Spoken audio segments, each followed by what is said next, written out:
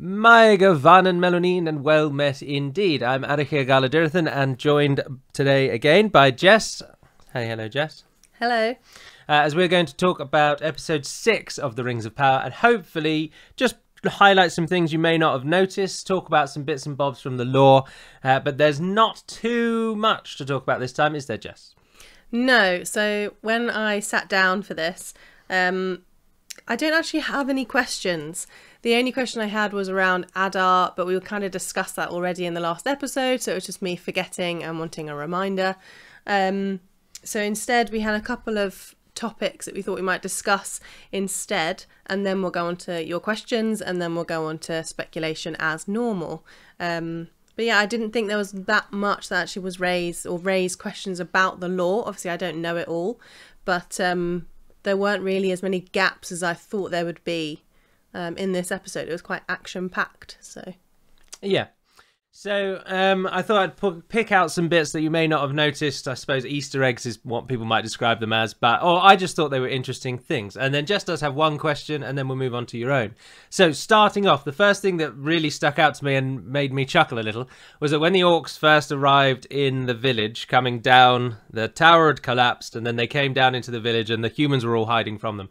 And then in the Black Speech, one of the orcs tells them all to fan out and find the enemy. And it's nothing really that bizarre, but I just thought it was quite good in that the ring description is one ring to bring them all, one ring to find them, yada yada yada, whatever. But one of the lines is one ring to find them, and in the Black Speech that is Ashnaz Gimbatul, and the orc says Gimbatul when he's saying find them, which I thought was quite interesting because he's actually using the Black Speech. So I did like that. And then on the theme of language as well, we saw again when Galadriel was riding through the forest, and then she wanted her horse to go faster. She used the only attested speed up Elvish phrase we have, which is Norolim, which Arwen uses as well in the film. And Glorfindel uses in the book. That's where it's famously from. He says, Norolim Asfalot, Norolim. And it just means ride faster. But again, we got that, which was cool. And just on that point as well, it's something that's gone through all of the episodes, of course. In all of the Rings of Power so far, they've spoken Elvish 1 or 2 times. But unfortunately, against the law, but I'm not going to hold it against them for that, they've opted to use Quenya as the primary Elvish language rather than Sindarin, which would have been used at this time.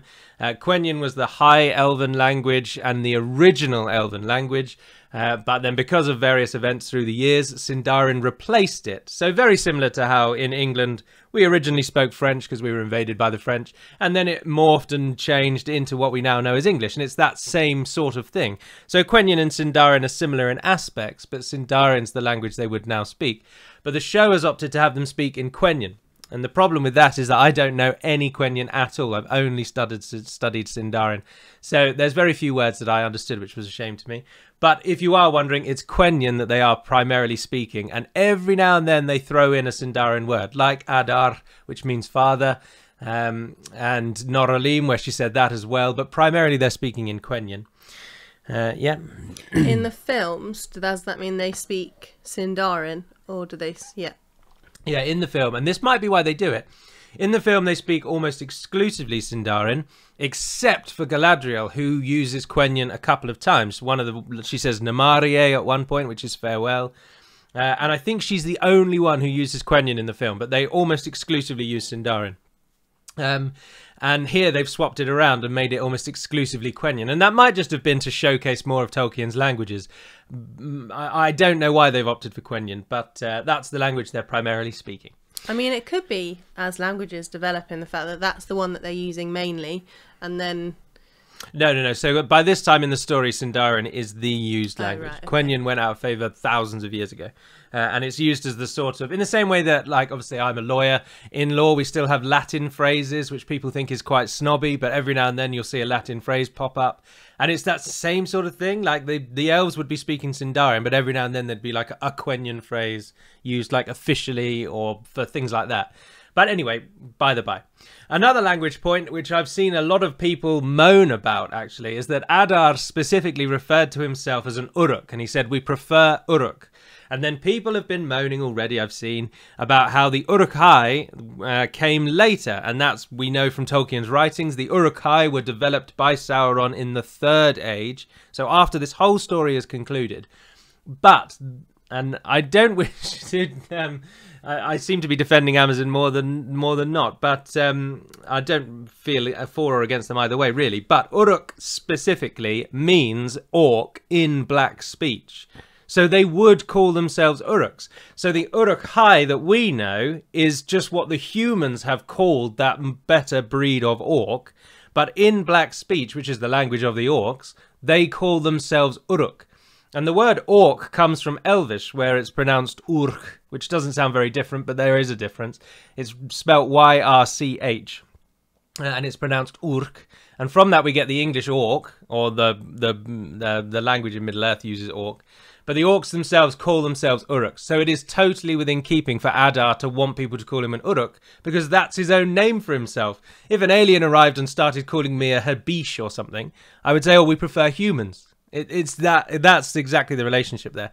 So I don't begrudge the Adar wanting himself to be called an Uruk, because it's just black speech for orc. But that was all the language points that I picked out from this one. And then on the same theme of language, Jess's only real question.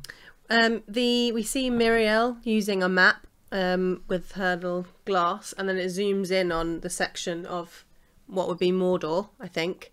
But the language doesn't look like anything that we've seen so far. So what language is that?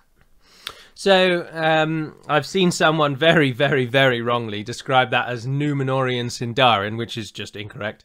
The actual writing, I think Amazon has made up for Númenor. But Númenor spoke its own unique language called Ardenaic. We know very few phrases from it, very few words at all, like genuinely hardly any. You could probably fit every Ardenaic word we know on a single sheet of paper. So it's not a well-known language, but that's what the Númenóreans spoke at this point in their story. It's their own developed language. Númenórean Sindarin is just wrong. And it is just their own language. It might have taken from Sindarin at some point, but we don't know enough about it. But it's wholly unique from any other language. And that's what they would be writing in and using at this time. For example, Ar-Pharazôn, his name is Ardenaic. It means golden one. Ar just means king, but Pharazôn means golden one. And that's one of the few attested Ardenaic words we have. Is that where like the tar and all that kind of bits come from? Yeah. So those are the language points that I pulled out. The only other thing that I wanted to, and I'm almost preempting people asking this question, and that is, how did the Númenóreans actually get into Mordor if they didn't go through the Pass of Udun, which the episode was called, which I thought was strange. And that's just very simply something that a lot of people don't really realise, is that where Frodo, Sam and Gollum go through Shelob's lair in the film, they climb high up into the mountains and go through a pass. But something that is often overlooked, and a lot of people just don't know, is that there actually is a normal passage through the mountains in that same place, called the Morgul Pass. And that's just a road over the mountains. An army could take that no trouble. But Frodo and Gollum leads them up to Shelob's lair for his own purposes.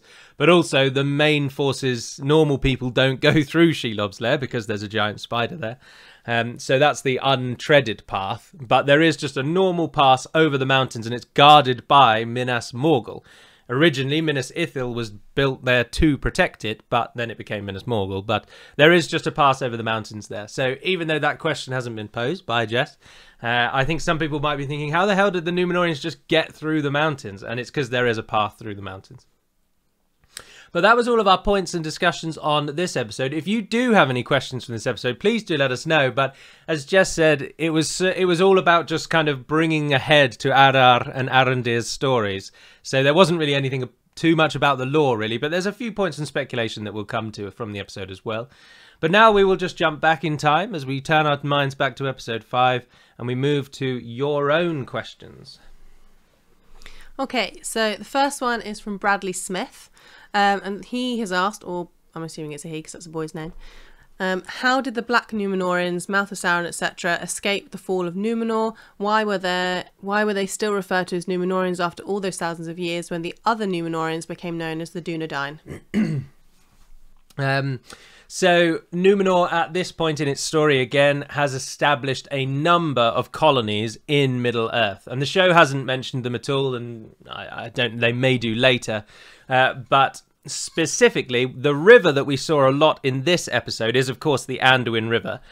And south of that is where Numenor's chief colonies were established. And the primary colony for the Dark Numenorians, that's the ones that support Pharazôn and are going to be the enemies of Elendil, their primary colony is Umbar, which you may have heard of. And in the films, the Corsairs that Aragorn and the Army of the Dead clear out, they come from Umbar, but by that point, they're not Numenorians anymore.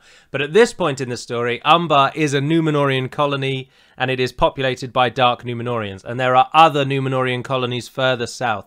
So when Numenor inevitably and eventually falls, which obviously the show is going to cover, and we've seen snippets of already, the colonies survive, and so some Dark Numenorians do survive the fall, as well as the faithful, Elendil and his kin, who obviously established Gondor and Arnor. So that's where they come from. The name change is just... the Dunedain, again, is Sindarin, and it means Western man, or Western men. Edain is the Sindarin for men, for mankind, humanity. And Dune just means west. So it literally just means Western men. I don't really know why they dropped and preferred that. Probably because Numenor fell and you wouldn't want to be considered Numenorians anymore. And also its colonies. Again, to liken it to a very, very, very simplistic, toned down state, people in Australia consider themselves Australians. They don't consider themselves British or English or anything, even though their ancestry, unless they're indigenous, their ancestry is from England, almost exclusively for Australia. But you went to Australia now, they'd say Australians, and it's the same. That's what I would liken it to. So the Numenorians, they've lost their homeland, and they've had to found new kingdoms. So it's only natural they take on new names. And indeed, they call themselves Gondorians or Arnorians. They don't call themselves Dunedain. Other people call them Dunedain. But yeah, they lose their homeland. They found new kingdoms, so they take new names. Yeah. Okay, so the next question is from EPM Dota. Not sure if this falls under speculation or a question.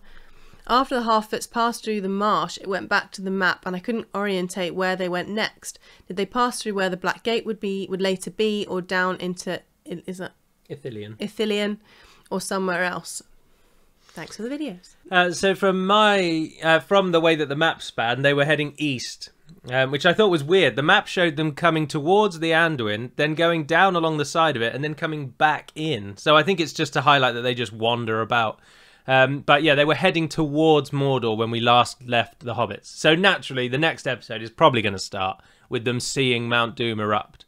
And then now we're going to deal from their side. But yeah, they were heading to Mordor. So they weren't going south down into what will become Ithilien. They were heading east towards the Udun, which is the mouth where the Black Gate will eventually be. So, and they're heading there so that they can see the mountain erupt. So the story progresses with them. So the next question is from Pants Manchev. Care to explain for the viewers what tar means in Tar Miriel or Tar Palantir, and why it is different from like Ar Pharazôn? Yeah, so I should probably have done this when I first spoke about them.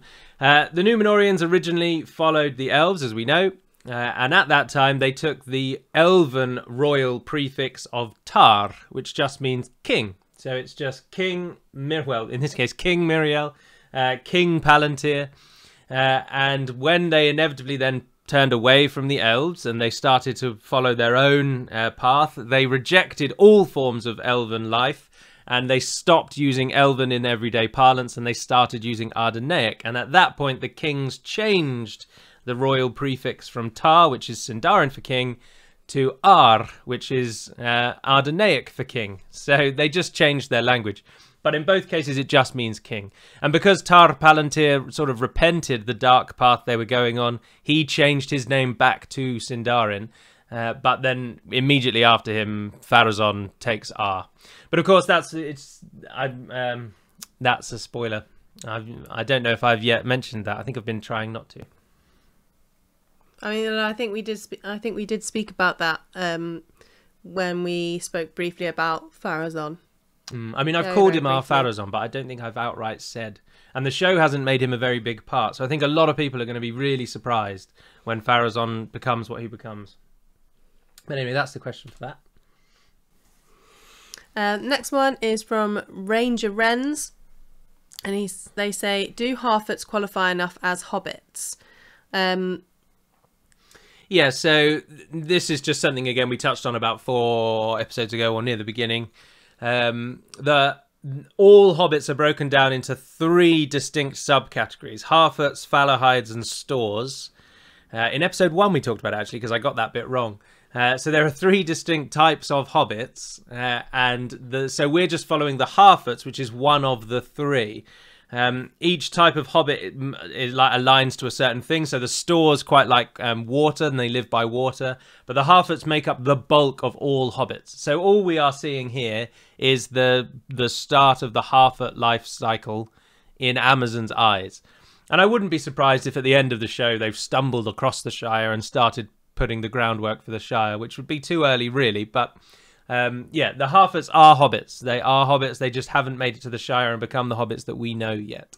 But that could be because they're currently so far away from where the Shire is that because the darkness is creeping, they then just kind of keep just ahead of where the darkness is, and then eventually they get to the Shire where then it doesn't have any inkling of that coming through, and then that's why they settle there. Don't know. But obviously right now where they are and it's all corrupted and there's bits that are corrupted, that's because they're so close to Mordor, isn't it? From where they're travelling, really, in the grand scheme of things, of the entire world. Yeah, but there's no corruption yet, is there? No, but they were going through the forest, and they were like, "Oh, look, it's not growing here. Why isn't it growing?" And then, oh, right, yeah. I mean, they do migrate steadily west. So they start somewhere in Ravanion, which is where they are now, which is where Amazons pick them up. And then in the real story, they then migrate to around the shores of the Anduin, where they then find the Stores, and they mingle with the Stores. And then they cross the Misty Mountains, and they settle in Dunland for a short time. And then they finally make their way up to the Shire. And the Anduin's, but not for a long time. The river where they have the people like this. Yeah, Anduin's the primary river. You can't see them around. Anduin. This way. You're thinking of the Argonath. Yes. They look cool, though. It was a real shame when I was younger to realise that wasn't a real place. And they weren't massive. It's the same when we went where there used to be the statue in Greece of the Colossus of Rhodes. Yes, again, really disappointing to realise that that's not around anymore. Okay, so that is all the questions that we've had. The other 2 questions were actually kind of speculatory, so we've decided to move those 2 questions into the start of the speculation section. So we'll start off with their 2 speculation points, or it's the same, roughly the same, isn't it? Well, there's 3 questions. 2 of them are almost identical, and then there's another. So the first 2 are from Brammy and Ed. So Brammy says, do you think we've met any of the possible people that turn into the 9 ring wraiths so far? Halbrand could be one of these. And then Ed has said, do you think we've met one or more of the Nazgul, or one or more of who the Nazgul to be? The cultists, Halbrand, and the young lads in Mordor village are candidates for me. No, I don't think we've met a single Nazgul. To be honest, because the Nazgul are going to be such an important point, and the rings obviously go to the Nazgul, and we're probably going to see them created. But I don't think the show... I'm thinking of this really pragmatically. I don't think the show's going to want to introduce anyone new later to become a Nazgul. So at the moment, my feeling is that Pharazôn's son is going to become a Nazgul just because he's someone we've met so far who then would line up, because we know 3 Nazgul come from Numenor. Again, we spoke about this, I think, in the last episode or the one before. The Nazgul don't have to be kings. They just are powerful people. And we know that for a fact. So it doesn't... Halbrand being a king doesn't lend himself specifically to becoming a Nazgul. And I really don't see that. I mean, we'll talk about that more in a moment. But no, so I don't think we've seen any Nazgul yet, and candidates for Nazgulism yet. But if anyone's going to be one, my money's on Pharazôn's son. I have a kind of question about the Nazgul. How do they become... Is it just that from wearing the ring, they then just kind of slowly get corrupted and then they turn into that? Yeah, so the ring the ring forces them to pass over into the Wraith world, so that they get the immortality that Aragorn speaks of. But it's all the ring. It's just purely ring corruption, yeah. Okay. So that's Nazgul, and then another speculation from yourselves was from Tom the Ginger. I know you mentioned was unconvinced before, but I've been persuaded by Reddit threads that the stranger is Tilion. lots of little things in the episodes pointing towards it so far for me. And really enjoying the videos, and thanks to you both. Thanks. There's two big reasons why I don't think the stranger is Tillian, but for everyone else, the uninitiated, Tillian is the Maya who was charged with carrying the moon around the world. So the equivalent of Selene in Greek mythology, although I don't think Selene carries the moon, I think she is the moon, but that's tangential. Tillian, he gave up, in essence, the ability to live a normal life to go and guide the moon around the world, and then there's another one that guides the sun, whose name I don't know, I'm afraid. But I don't think the stranger is going to be Tillian for two key reasons. Number one, the show almost certainly doesn't have the rights to Tillian. Tillian is such a minor character, mentioned I think only once in possibly the Silmarillion, maybe even Unfinished Tales, that there's no way the Lord of the Rings or the Hobbit ever speaks of Tillian. Just simply no way that he's mentioned in those books.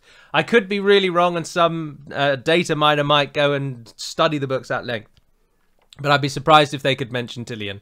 Secondly, Tillian guides the moon around the planet. So if he's down on the planet, he's not guiding it around the world, is he? So I don't think that works. That's such a stretch. And to me, and this is where, again, I'm just being rude, really, that just strikes me as someone who knows a lot about the lore, desperate to impart how much knowledge they have. Not saying that Tom the Ginger is, because he mentioned that he read it on a someone else's speculation.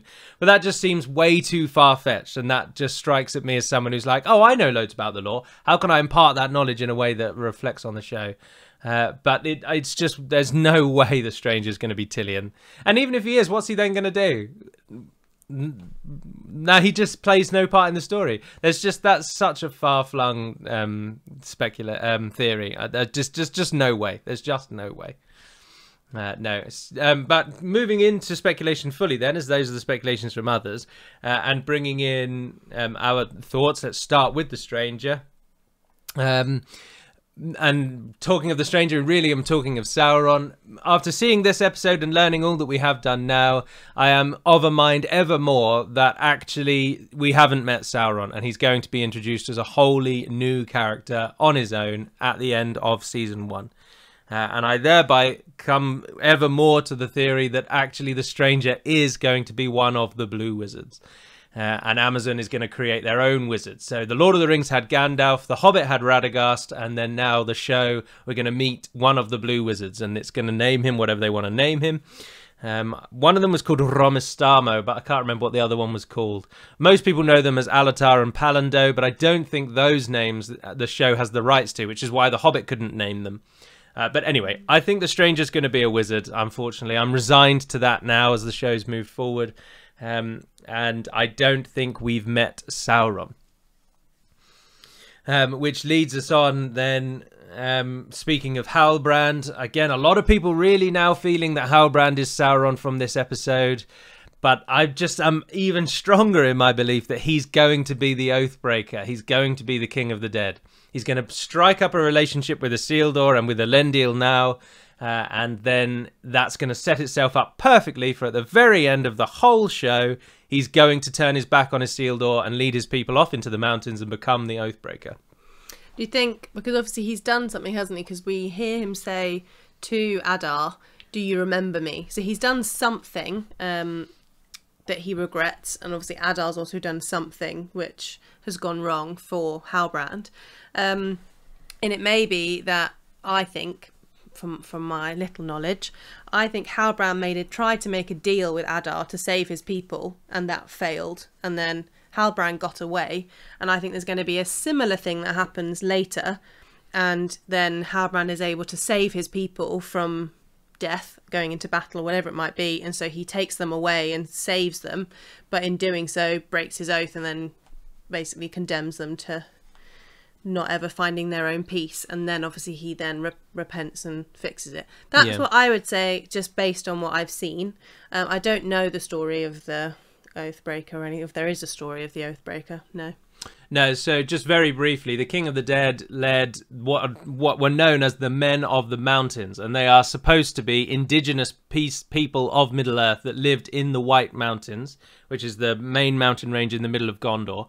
And he swore an oath to Isildur that he would fight for Isildur when his need was direst. And Isildur asked for him to fight in the last alliance, and the Oathbreaker said no, and he turned his people back into the mountains, and Isildur cursed them to never die until they fulfilled their oath. And another reason why I think this works wonderfully is because now we've seen Mordor's now going to start changing into what we know as Mordor. We've just seen Mount Doom erupt. Speculation, we're coming to. It's definitely Mount Doom. There's only one volcano in the whole of Middle Earth, so it would be volcano? It would be total break. It would be too much of a break to make it not Mount Doom. But anyway, we know it's Mount Doom. We've seen it on a map. That's just not speculation. Yeah. Anyway, the humans need to leave Mordor. They're either going to serve Sauron or they're going to go away. So I think they're going to leave Mordor, go into what is going to become Gondor, and then naturally move up into the mountains. And I've mapped his story out in my head, and I'm sure it's going to be right. I think Halbrand's going to be a king of the dead. It's certainly not Sauron. But then speaking of Adar again and Sauron, again, I've seen a few people since this episode's release suggesting that Adar may then be playing the perfect Sauron, in that he is Sauron and he's trying to get everyone else off his scent and he's setting Mordor up ready for his command. But I personally think it is as simple as the show has shown. And I think Adar is just one of the first orcs, and he's now trying to lead his own people away from the servitude that they've had their entire existence. They originally served Morgoth. Now they don't want to serve Sauron, and I think it is as simple as that. I think that's why Adar grew testy when the other fellow, Wickham or whatever he's called, asked about Sauron, and he threw him to the ground in the last episode. I think Adar is serving his own purposes, and which then leads on as well. No, we haven't.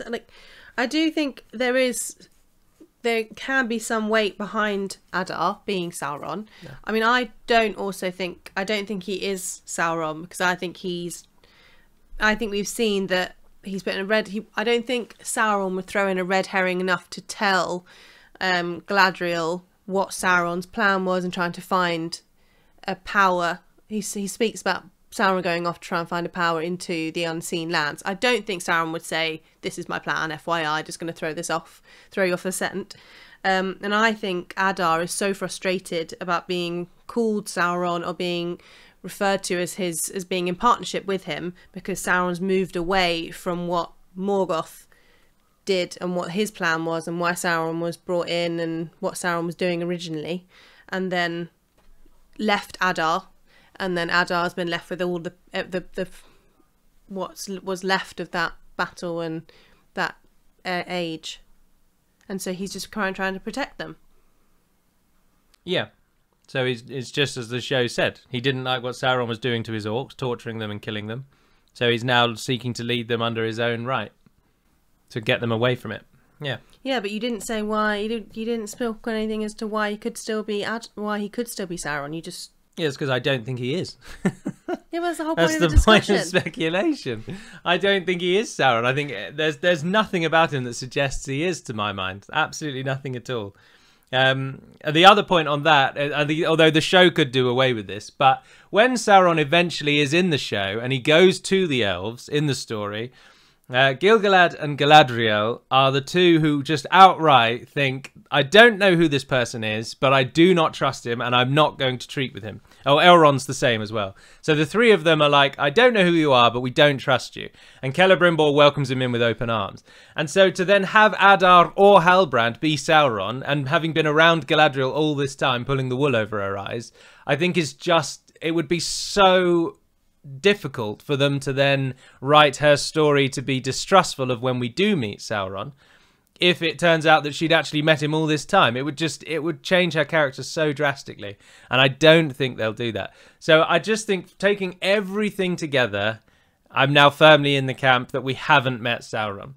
And I think that the mountain eruption, which I believe Adar has done to protect his people, because thinking then that Adar is purely serving himself and his kin, he's erupted Mount Doom in order to cover the sun so that his orcs can move around freely, which is what I think he's done. And I think the show's going to do that as a consequence of that, he brings Sauron back. Personally, that's what I think is going to happen. The mountain is going to be the triggering event to bring Sauron from wherever he is, whether he's in the unseen world, which again I think would work quite well. The unseen talk of the unseen world is a bit peculiar, though. I mean, Tolkien doesn't really describe the Wraith world very much at all. So again, it's a huge blank check, as it were, for Amazon to write their own story there.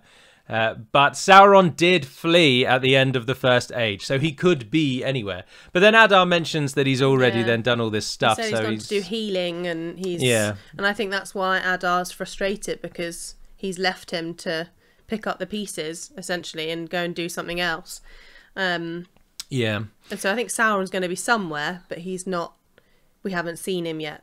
Yeah, I think I don't think we've met Sauron. I think the Stranger's going to be a wizard, and I think Adar's story has now been told to us in full, and there's nothing left about that. I thought it was interesting that they opted to have Adar be one of the first orcs, and then they really did play around with the orc story a lot when they were talking in the barn, and I liked that because it worked perfectly. It probably rose a lot of questions in your mind again about how are orcs created then. But then there's so many questions about how orcs created by everyone that reads all the material anyway, that I thought that actually was a good representation of the murky backstory of orcs. Because Adar specifically even mentions the flame imperishable, which is it's a very unique concept in Tolkien's world that gives life to everything, and Eru Ilúvatar can use it to breathe life into things, and he's the only one that can. And Adar refers to him as the One, which is that's his name. And I thought it was cool that they mentioned that. I mean, Tolkien's lore is so in depth that even just mentioning it, I think it was gutsy of them to do that, because loads of people would have questions. But it was cool that Adar mentioned the flame imperishable and how Morgoth couldn't create life, and they were made in mockery. And they had this discussion back and forth, and I thought that was good. I thought that reflected what we know about orc creation quite nicely. And again, it left questions that we all have. How are orcs created? No one really knows. So I did like that. And I did think it was cool that Adar is then being portrayed as one of the first orcs. I thought that was a good story arc for him. And it's something we haven't seen in the films or any representation of Lord of the Rings before. Even in the books. We're told that orcs are twisted and tortured and taken by the ruinous powers. No, I'm crossing two different fandoms over there. But they're taken by Morgoth and twisted and turned into orcs. But then you never meet like the first ones. You never meet a prominent orc. I don't think any of them really even get names other than in Lord of the Rings. But none of those are important ones.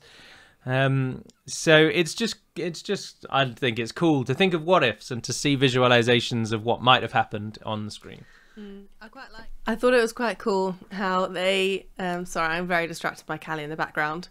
I thought it was cool how they made the tunnels.